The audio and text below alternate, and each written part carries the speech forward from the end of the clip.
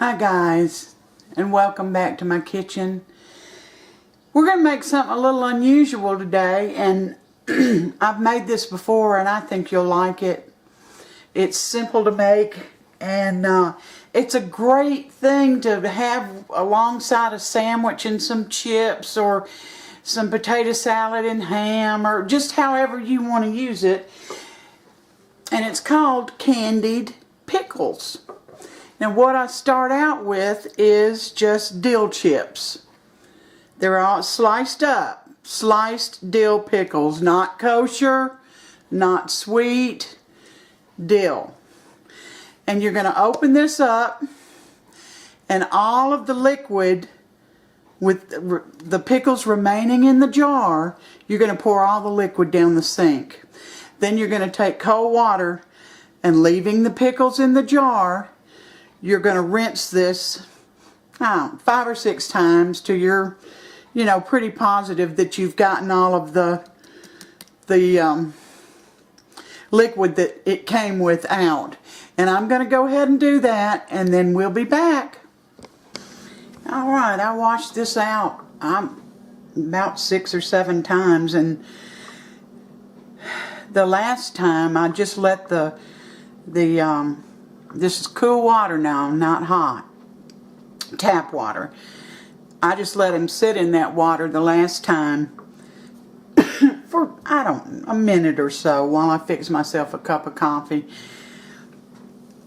And then I poured it out. And I would turn it upside down and shake it upside down to make sure that I got as much of that water out as I could. And I see there's still a little bit more in there.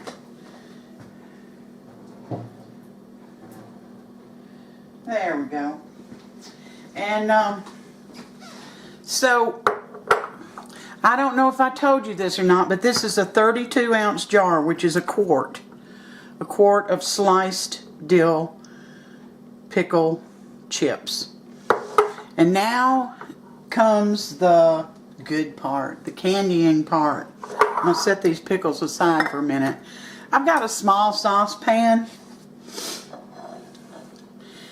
and I'm going to show you the ingredients. This is tarragon vinegar. The only kind I could find when I originally bought this was wine, tarragon French wine vinegar. And I used it because I've made these before, and it's absolutely fine. It tasted delicious. So, well, I think what I'm going to do first, let me do this first, and let me just tell you that I'm a diabetic. So I use Splenda. Splenda. If you're not a diabetic, use regular sugar, by all means. But you're going to put 2 cups of sugar in here.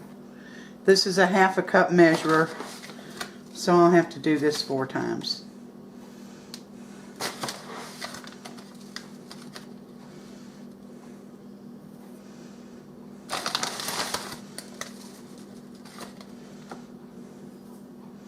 Alright, 4 cups.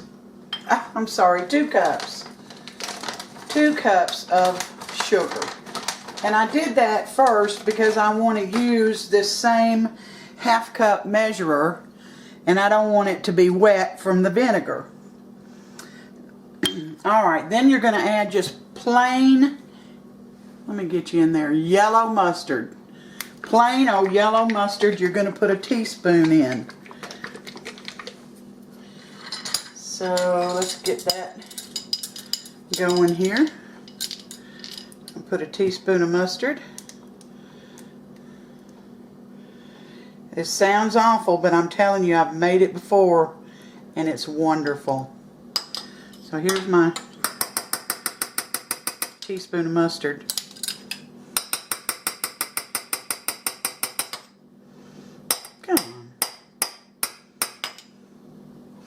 I'm going to add just a little bit to compensate for what stays in the measuring spoon. Alright. Teaspoon of mustard. Hope y'all didn't get tired of that banging. Teaspoon of mustard. Then you're going to add a half a teaspoon of crushed, crushed red pepper flakes, not cayenne, that's ground real thin, but this, the flakes. Now I'll tell you, the last time I made this, you know I like spicy if you watch my videos. I said, well, I'm not going to add a half a teaspoon. I'm just going to go ahead and add a teaspoon because I like hot. I'll tell you right now, don't do it. Unless you have a mouth of steel, don't do it. Because you know, it kind of kept me from enjoying the pickle as much as I should because all I could taste was that heat. So I put a half a teaspoon in, which is what the recipe actually calls for. And now I'm going to add a half a cup of this tarragon vinegar. And this is a half a cup measurer.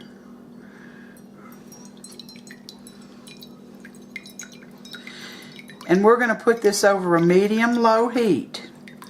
We're going to let it come to a boil slowly, very slowly. You don't want to heat this up fast.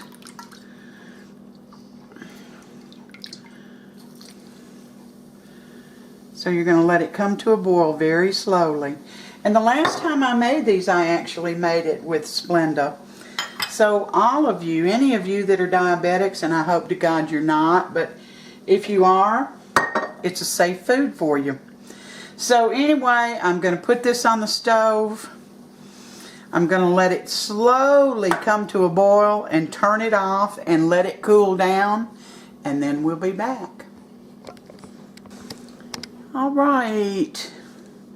I brought my little mixture here to a light boil, and I took it off the heat and let it cool down completely. The last time I made this, I didn't let it cool completely. It was still a little bit warm, and I poured it over my pickles, and when my pickles got done, they were a little curly on the edges, kind of like, you know, curly parsley, but not quite that bad. But and also, if you don't want to try this using a quart of pickles, cut the syrup recipe in half,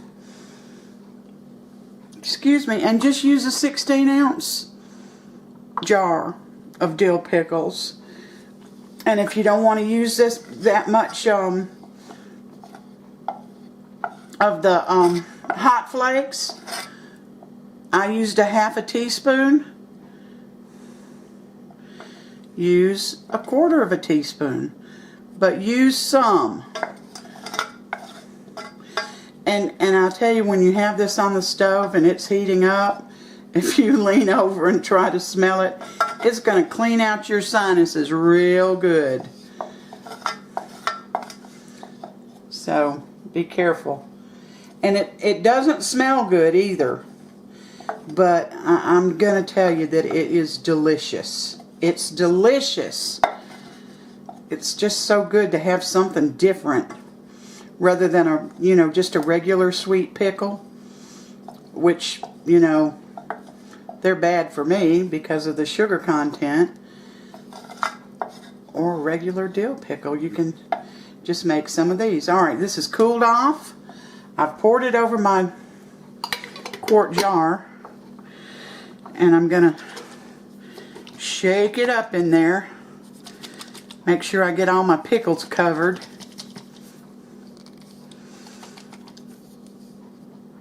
So now all you're going to do with this is let it sit on your counter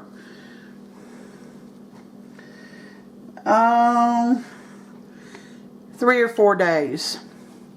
But last time, and every time I'd go by, maybe 2 times a day, I'd shake it up a little. But I have to tell you that the last time I made it, and when I didn't let the syrup cool, I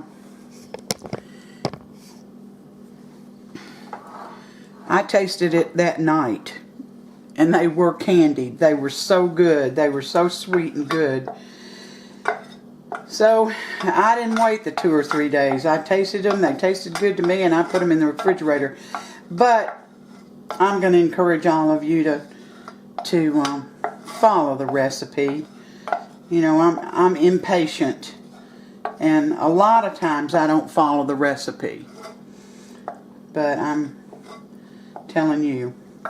But if you don't, like I said, if you think that you're not going to like that much of the red pepper flakes, just for the 32 ounce, the actual quart jar, just put 1/4 teaspoon in.